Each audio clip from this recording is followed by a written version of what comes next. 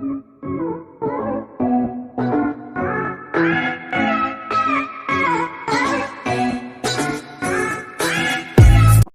स्वागत है ऑप्टीजर्स पे। मैं आपके एडुकेटर स्वाति। हम इकोनॉमिक्स क्विज के पार्ट 2 को PSC, PCS, state PCS, railway examination, SSC, UGC net के लिए बहुत ज़रूरी है। अगर आप इस क्वेश्चन को पढ़ लेते हैं तो आप ज़रूर इन एग्जामिनेशन में पास करेंगे, इकोनॉमिक्स में स्पेशली अच्छे मार्क्स से। और ये एंट्रेंस एग्जामिनेशन जैसे BHU, BA, MA, MCom, BCom, BHU, BEd से रिलेटेड जितने भी एग्जामिनेशन होते हैं बीएड से रिलेटेड, उसमें ये ज़रूर आते हैं। इसको ज़रूर ध्यान से पढ़ें और आप ज़रूर क्वालिफाई करेंगे, ये मेरी गारंटी है। तो हम प्रीवियस वीडियो में 21 क्वेश्चन के पहले 20 क्वेश्चन को देख चुके थे। अब हम 21 क्वेश्चन को देखेंगे। किसवा क्वेश्चन है ये हमारा? Which of the following trades you demonstrating because you are a student? You have learned the lesson of delaying gratification. You are risk taker. You have that to have more time and money in future. You have to give up time and money today. All of above. तो इसमें जो आपका option होगा D होगा। पहले option भी सही है क्योंकि आप लर्नर हैं और आपको संतोष होना चाहिए जो आप सीख रहे हैं उससे। ग्रेटिफिकेशन का मतलब क्या होता है? संतोष। और you are a risk taker, आप एक रिस्क टेकर है, तो ये भी एंट्रेप्रेन्योरशिप की बहुत बड़ी एबिलिटी होती है। You have learn that to have more time and money in future, आपके पास फ्यूचर में मोर मतलब टाइम होना चाहिए और money. Give up time and money today, और आज हमें क्या करना चाहिए? अपने टाइम को मतलब कहीं ना कहीं अच्छे जगह पे लगाना चाहिए। ठीक है। You are demonstrating some of trait of an entrepreneur by the fact that you are in a college. अगर ये सब चीज़ें अगर आप डेमोन्स्ट्रेट कर रहे हैं तो आप एक एंटरप्रेन्योरशिप के आप में ट्रेट है, एबिलिटी है। तो ये हमारा क्वेश्चन नंबर 21 हो गया। अब 22 क्वेश्चन देखते हैं। The labour market is a example of. Labour market का किसका एग्जाम्पल है? गवर्नमेंट मार्केट का, क्लासिफाइड मार्केट का, कम्युनिकेशन मार्केट का, कि रिसोर्स मार्केट का? तो गवर्नमेंट मार्केट का तो ये मोस्ट प्रोबेबल नहीं होगा।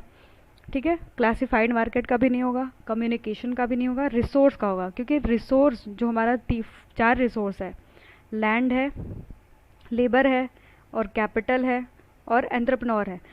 ठीक है। तो labour is a part of resource, तो ये क्या हो जाएगा? रिसोर्स मार्केट का पार्ट हो जाएगा। Labour is one of the 4 resource. The labour market that labour is a brought and sold is therefore called as a resource market. ये क्या होता है? एक रिसोर्स मार्केट का, ठीक है, एग्जाम्पल है। अब हम नेक्स्ट क्वेश्चन को देखते हैं। इसका ऑप्शन क्या हो जाएगा? D. An economic behaviour of individual decision maker and the determination of price and output in specific markets are both studied in. अगर हम किसी इकोनॉमिक्स के बिहेवियर में इंडिविजुअल के डिसीजन मेकिंग को देखते हैं और प्राइस एंड आउटपुट को देखते हैं, स्पेसिफिक मार्केट को स्टडी करते हैं, तो कौन सा चीज़ होता है? क्योंकि हम इंडिविजुअल का स्टडी कर रहे हैं। जब हम बड़े लेवल पे स्टडी करते हैं तो वो क्या होता है? Macro economics. ठीक है। और माइक्रो में क्या होता है? छोटे लेवल पे। तो इसमें ऑब्वियस सी बात है कि आपका ऑप्शन ए सही होता है। जब हम एमआई की बात करते हैं, मतलब एमआई मतलब माइक्रो, ठीक है, एमआई मतलब छोटी चीज़ होती है, माइक्रो मतलब छोटा, और मैक्रो मतलब बहुत बड़ा। तो मैक्रो में हम एक स्पेशली किसी कंट्री की बात करते हैं, माइक्रो में हम किसी छोटे इंडिविजुअल पर्सन की बात करते हैं, प्राइस की बात करते हैं, आउटपुट की बात करते हैं, इनपुट की बात करते हैं, तो वो माइक्रो इकोनॉमिक्स होता है। तो इसका ऑप्शन क्या हो जाएगा? ए हो जाएगा। अब नेक्स्ट क्वेश्चन देखते हैं। इन माइक्रो इकोनॉमिक्स वी एनालाइज, ठीक है, हम माइक्रो इकोनॉमिक्स में क्या, मैक्रो इकोनॉमिक्स में क्या एनालाइज करते हैं? Working of individual market, overall performance of economy as a whole, arrangement through the which specific products are exchanged, influence on a decision making of particular household। तो पहला तो नहीं होगा क्योंकि इंडिविजुअल की बात की जा रही है। तीसरा भी नहीं होगा क्योंकि इसमें प्रोडक्ट के एक्सचेंज की बात की जा रही है। Influence of decision making by particular household, यहाँ पर भी पर्टिकुलर हाउस होल्ड की बात की जा रही है, तो ये भी नहीं होगा।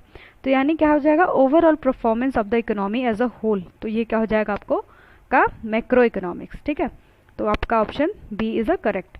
Macroeconomics is the study of economy in large.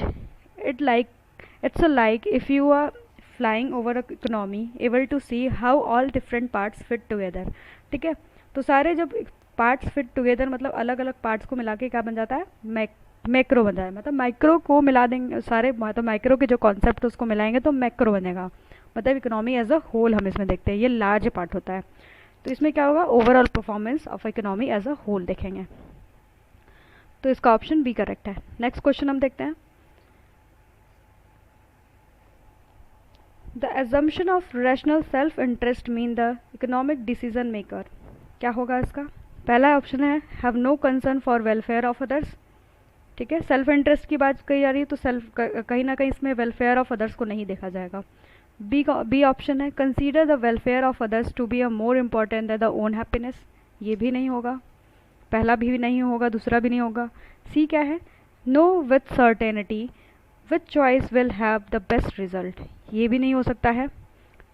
Make reasonable decision based on their expectation of result, एक इस रेजनेबल मतलब वो डिसीजन मेकिंग करेगा कि उसका जो सेल्फ इंटरेस्ट है वो भी क्या हो, मतलब सेटिस्फाई हो पाए, और जनरल इंटरेस्ट भी सेटिस्फाई हो पाए। जनरल इंटरेस्ट का मतलब सबके लिए, सेल्फ इंटरेस्ट खुद के लिए। In order to make predictions as what people will do when faced with choices, you have to assume that they will act rationally, ठीक है, इसका ऑप्शन क्या हो जाएगा, डी ऑप्शन इसका सही है।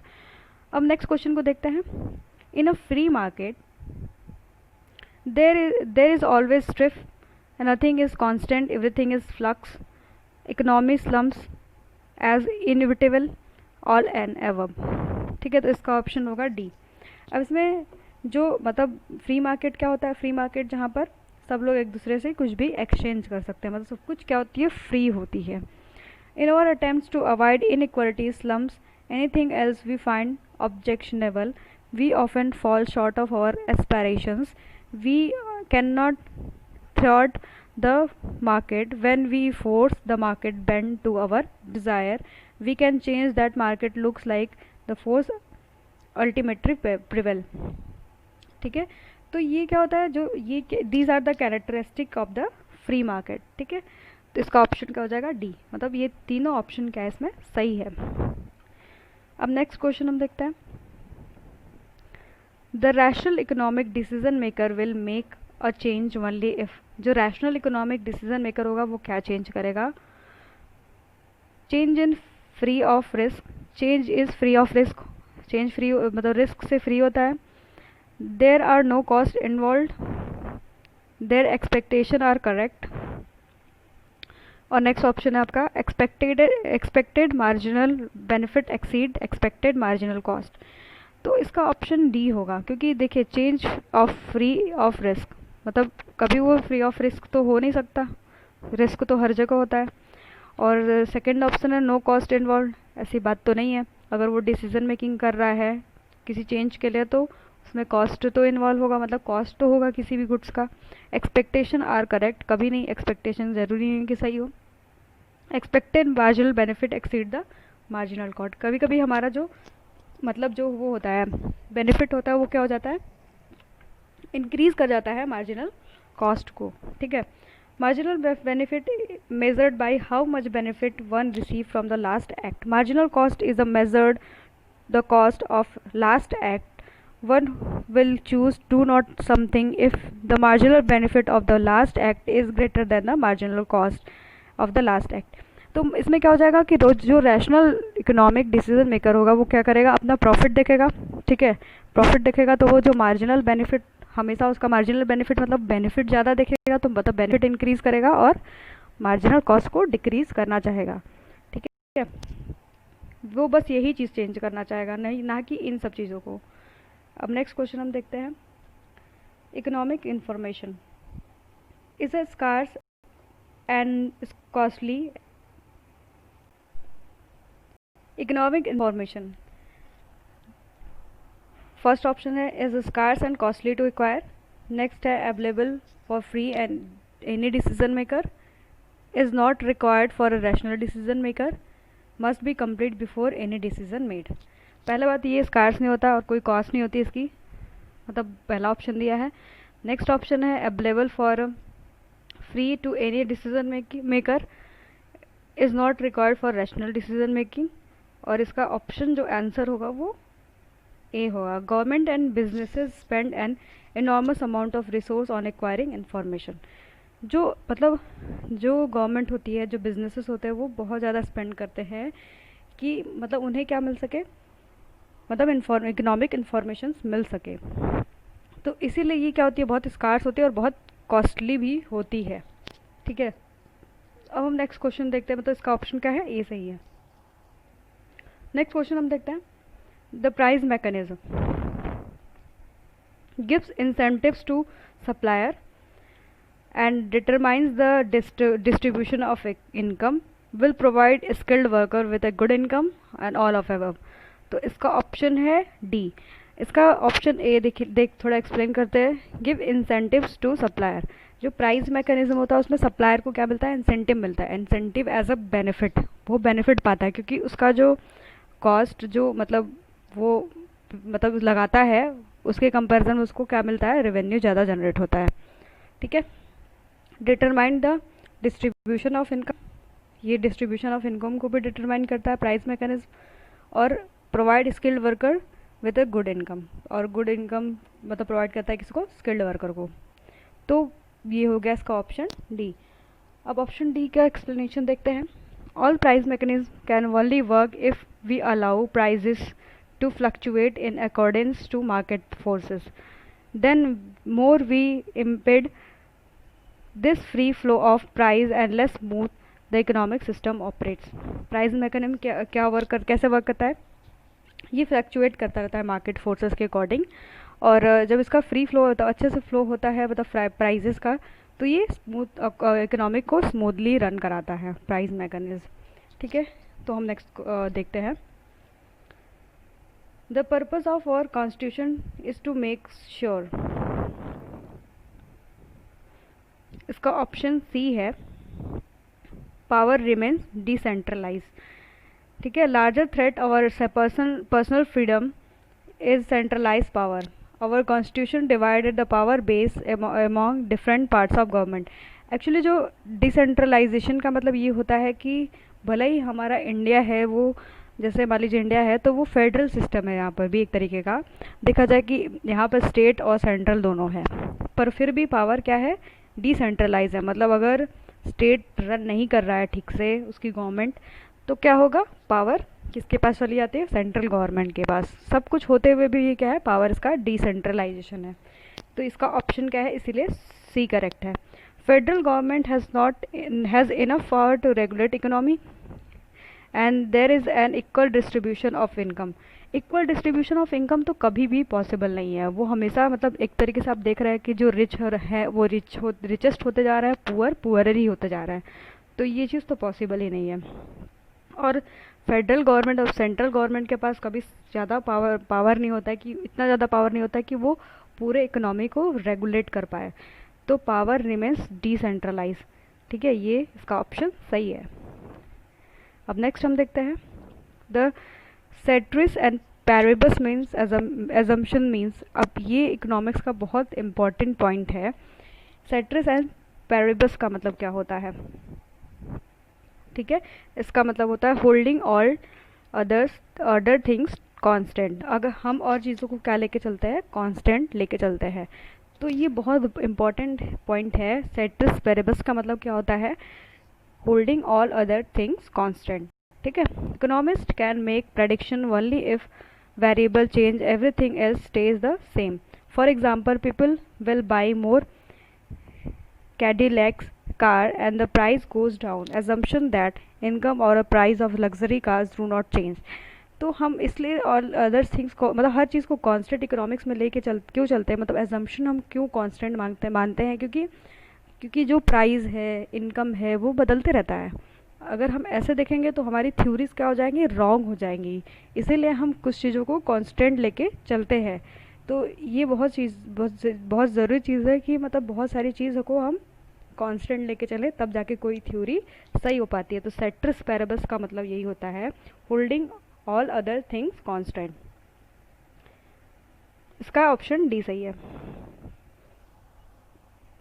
In a free market profits are maximised when. Free market में प्रॉफिट कब मैक्सिमाइज होता है, जब cost and price both decline, जब प्राइस और कॉस्ट जो होती है हमारी डिक्लाइन कर जाती है, ठीक है, तो हमारा क्या होता है, प्रॉफिट मैक्सिमाइज्ड हो जाता है। A good example of principle of Walmart has prospered by lowering its costs and then lowering its prices to increase the sale and volumes। Walmart क्या करता है, अपना जो प्राइस कम कर देता है चीज़ों का, तो लोग ज़्यादा से ज़्यादा उसको खरीदते हैं, तो अपना जो उनका प्रॉफिट है उसका क्या होता है, मैक्सिमाइजेशन हो जाता है। तो इसका ऑप्शन क्या है, बी है। नेक्स्ट है, व्हाट कॉजेज अनएम्प्लॉयमेंट। अनएम्प्लॉयमेंट क्यों होता है, और shortage of goods and services, goods और सर्विसेज की कमी की वजह से, कंज्यूमर की ग्रीड की वजह से, greed on the part of business owner, surplus goods and services on the market. तो इसका आपका ऑप्शन इसलिए ये होगा, surplus of goods and services on the market, क्योंकि जो हमारा गुड्स और जो सर्विसेज वो क्या है, सरप्लस अमाउंट, सरप्लस मतलब ज़्यादा है। One thing that will cause business owner to lay off employees is when they are producing or purchasing wholesale more units than they are selling retail। तो वो लोग क्या चाहते हैं, सरप्लस मतलब अपना प्रॉफिट को बढ़ाना चाहते हैं, तो वो लोग ज़्यादा लोगों को एम्प्लॉयमेंट देते तो है नहीं, ठीक है। जैसे आप रिटेल में देख लीजिए, जो प्राइजेस है वो बहुत हाई है, पर वहाँ पर लोग कर्मचारी कितने हैं, बहुत कम होते हैं, तो लोग मतलब सरप्लस मतलब अर्न ज़्यादा करना चाहते हैं, इन्वेस्टमेंट कम करना चाहते हैं, मतलब लोगों पे, लोगों के लेबर पे, तो इस वजह से अनएम्प्लॉयमेंट जनरेट होता है। तो इसका ऑप्शन क्या है, डी ऑप्शन सही है। नेक्स्ट क्वेश्चन क्या है, difference between positive and normative economics statement is that positive states are based on opinion, normative states based on a fact, ठीक है। नेक्स्ट वाला ऑप्शन क्या है, positive states true and normative often false, ये तो कभी नहीं हो सकता। Positive statements are based on a fact and normative statement based on a opinion. मैंने पॉजिटिव एंड नॉर्मेटिव इकोनॉमिक्स में डिफरेंस का एक वीडियो बनाया है, आप उसको ज़रूर देखिए, मैं डालूंगी। तो जो आपका पॉजिटिव और नॉर्मेटिव इकोनॉमिक्स में जो डिफरेंस होता है, इसका ऑप्शन क्या है, सी सही है। तो सी में क्या बताया गया कि ये क्या है, बेस्ड जो पॉजिटिव होता है वो बेस्ड होता है फैक्ट पे, जो नॉर्मेटिव होता है वो ओपिनियन पे होता है, ठीक है। तो ये आपका ऑप्शन सही है। नेक्स्ट क्वेश्चन है, increase the size and the expense of national government world wide has had a very negative side effect. Side effect is increase the डेप्ट world wide, smaller government, fall in the value of dollar, none of above. तो इसमें जो option आपका सही होगा, depth आपका बहुत ज़्यादा बढ़ जाता है। डेप्थ मतलब जो आपका लोन है वो बढ़ जाता है, इसलिए जो आप एक्सपेंस करते हैं अपना साइज़ का जो वर्ल्ड वाइड, तो उसका एक नेगेटिव ये इम्पैक्ट है कि आपका जो डेप्थ है वो बढ़ जाएगा। ये आपका वीडियो लेक्चर ख़त्म होता है। इसमें हमने इकोनॉमिक्स के सारे क्विज़ को देख लिए हैं। अगर आपको ये अच्छा लगे तो लाइक शेयर सब्सक्राइब ज़रूर करें और बेल आइकन को ज़रूर दबाएं। Thanks for watching.